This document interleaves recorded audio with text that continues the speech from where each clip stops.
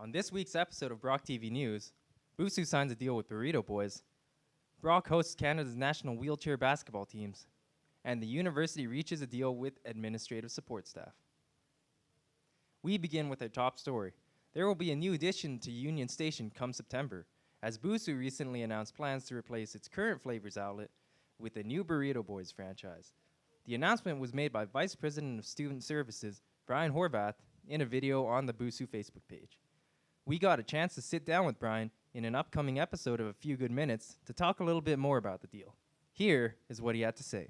One of my most thrilling things that I think is bringing Burrito Boys on campus. The university was ready to sign a deal with 2-for-1 pizza for 5 years. However, I didn't feel like this was in the best interest of the students. They're closing down the salad bar at Aso Sushi, so I felt like there was a lack of healthy choices with good quality foods.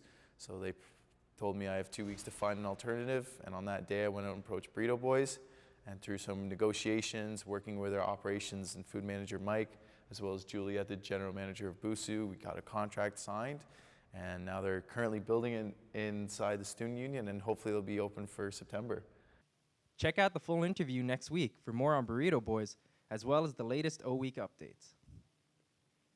In other news, the Canadian national men's and women's wheelchair basketball teams were at Brock this past week training for the Pan Am Games, which began on August 8th in Toronto.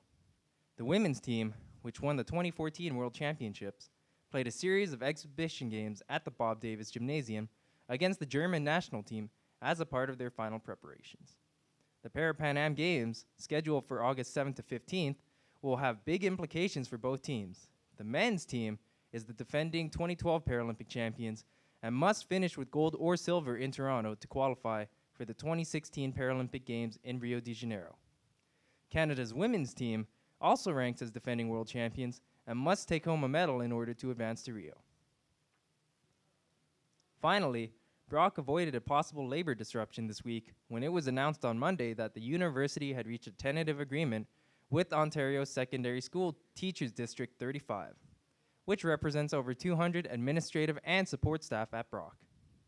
The agreement must be ratified by both parties before taking effect.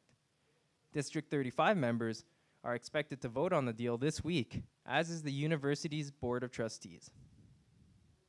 That's all for this week. Stay tuned to BrockTV for more.